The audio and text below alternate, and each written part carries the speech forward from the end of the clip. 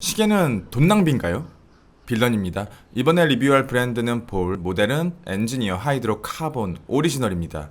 사람마다 생각이 다르겠지만 저는 시계를 좋아하고 탐험하는 행위가 돈 낭비에 가깝다고 생각합니다. 시계가 어디 한두 푼입니까? 저만 하더라도 이미 수백만 원짜리 고철 덩어리를 여러 개 가지고 있고 세금이나 통신비처럼 일정 기간마다 오버홀이라는 관리 비용을 지출해야 합니다. 조금만 생각해 본다면 시간을 보는 것 이외에는 별 기능이 없고 불편함만을 가중시키는 수십, 수백, 수천만 원짜리 철로 된 팔찌에 소중한 자산을 투자하는 건 그렇게 합리적인 행동은 아닌 것 같아요. 그런데 얼마 전에 우연히 김풍 아저씨가 낭만에 대해서 말씀하시는 영상을 보게 되었습니다. 낭만은 낭비로 완성이 된다. 그게 돈이든 시간이든 세월이든 효율적이고 합리적인 곳과는 괴리가 있어야 한다고 하셨습니다. 이걸 왜 해? 라고 누군가 물어봤을 때 좋으니까 라고 대답할 수 있어야 하는데 자기가 좋아하는 게 뭔지 아는 건 결코 쉽지 않다. 굉장히 많은 에너지가 필요하고 어려운 작업이라고 하더라고요. 저 같은 식의 리뷰어를 조심하셔야 합니다.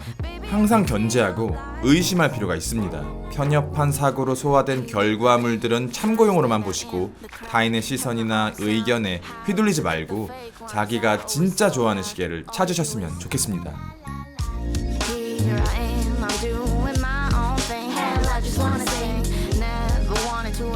40mm의 사이즈, 14.5mm의 두께, 51mm의 러그투러그, 러그 20mm, 무게 200g. 40mm로 평균적인 사이즈지만 두께나 러그트러그나 무게 같은 사이즈 외 치수들은 평균 이상을 보여줍니다. 시계를 손목에 올리기 전에 가장 우려했던 건 착용감이었습니다. 볼이 추구하는 방향성이 도그로스의 시계이기 때문에 이처럼 엔트리 이상급의 모델에는 여러 가지 기능들이 들어가면서 비교적 묵직한 편입니다. 무게감은 어쩔 수 없어요. 상수입니다. 이 무게감을 불편함을 가중시키는 요인 중에 하나로 만드느냐 아니냐가 브랜드의 역량이라고 생각하는데 이 브랜드는 러그의 디자인을 사이즈 대비 길게 뽑아내면서 시계가 손목을 감싸는 형태로 만들어냈습니다. 최근에 만들어지는 대중적인 시계 브랜드 중에서 이렇게 길고 휘어진 러그 디자인을 활용한 모델은 보지 못했습니다. 러그를 짧게 뽑거나 아니면 론진이나 해밀턴처럼 러그를 길게 쭉 뻗은 디자인으로 만드는 게 메인스트림에 가까운 것 같아요. 경험상 이렇게 시계 단독샷이 더 나은 시계들은 러그가 쭉 뻗은 경우가 많았고 이 시계의 경우 손목 위에서의 모습이 더 낫습니다. 이 시계가 상위 라인의 모델이다 보니까 엔트리와는 다르게 비교적 많은 기능들이 들어갔습니다. 칼리버 RR1102 COSC 인증 38시간의 파워 리저브, 여기에 뮤메탈 쉴드, 니켈, 철, 구리, 크롬의 합금으로 자기장을 차폐하는 데 활용되면서 대략 8만Am 1000가우스의 항자성을 갖추고 있습니다. 롤렉스 밀가우스, 오메가 시마스터, IWC 인제니어가 대표적인 항자성을 갖춘 아이코닉 워치입니다. 헤어드라이기가 약 500가우스 정도고요. 스피커가 200에서 500가우스, 강한 자력을 가진 자석은 1000가우스를 넘어갈 수 있습니다. 최근에 전자기기가 다양해지면서 자기장인 시계에 미치는 부정적인 영향들이 커져가고 있고 시계 브랜드들도 발맞춰 일정 수준 이상의 항자성은 챙겨가는 분위기예요. 충격 방지를 위해서는 4가지 시스템이 적용되었습니다. 스프링실, 스프링락, 아모르티저, 그리고 패텐티드 크라운.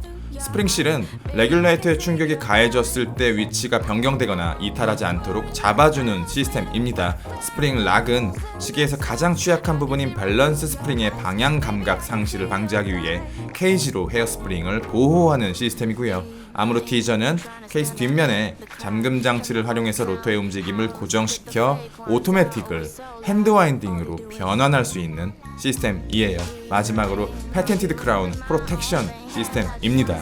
시계를 손에 올렸을 때 가장 먼저 눈에 들어오는 건 크라운입니다. 시계의 아이덴티티라고 봐도 될 정도로 아주 강력한 포스를 풍기는데요.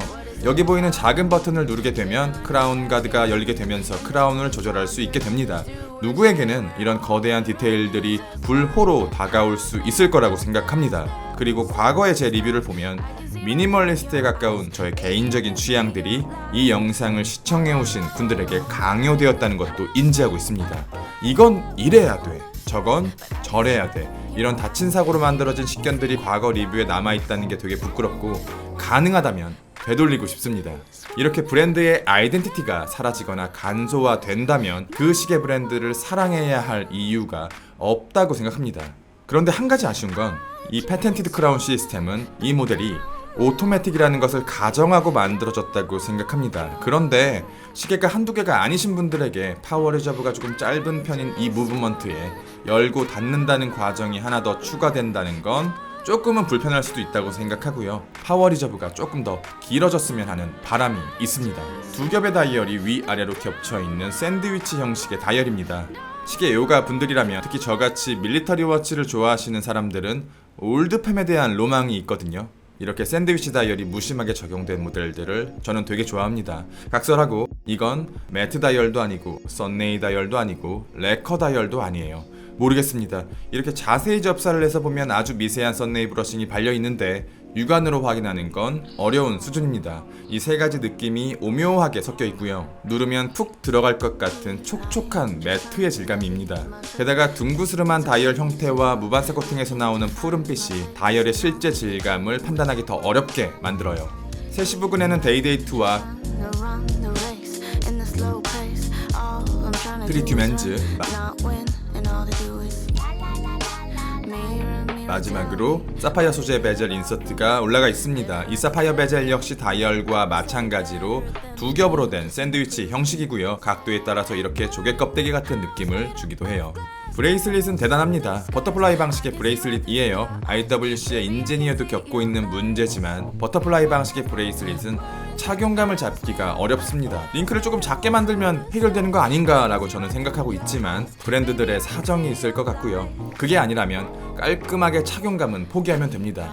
그런데 볼의 브랜드 철학을 고려한다면 이런 테크닉적인 부분을 포기하긴 어렵습니다. 특히 이렇게 상위 모델을 편하게 간다면 자신들의 정체성을 포기하는 것이고, 이 정체성을 좋아하는 애호가들을 외면하는 것이라고 생각해요. 버터플라이의 링크 하나하나가 되게 두껍습니다. 핏한 착용감을 위해서 기본 링크의 3분의 1 정도 되는 작은 링크 4개면 충분하지 않을까 생각했는데 맥시멀리스트답게 버클 양쪽에다가 익스텐션을 집어넣었습니다. 두툼한 자일리톨 링크의 버터플라이 방식, 거기다 익스텐션까지 들어간 브레이슬릿은 상상 이상입니다. 케이스는 9041 스틸을 활용했고, 이 브랜드가 가지고 있는 피니싱과 마감 능력은 이미 보장되어 있기 때문에 별다른 말씀을 드리진 않겠습니다. 한국은 시계질을 주체적으로 즐기기 어려운 토양을 가진 곳이라고 생각합니다. 저 같은 유튜버의 말에 현혹되지 마시고 자기가 좋아하는 시계를 타인의 시선에 상관없이 온전히 즐길 수 있는 시대가 오길 간절히 바랍니다.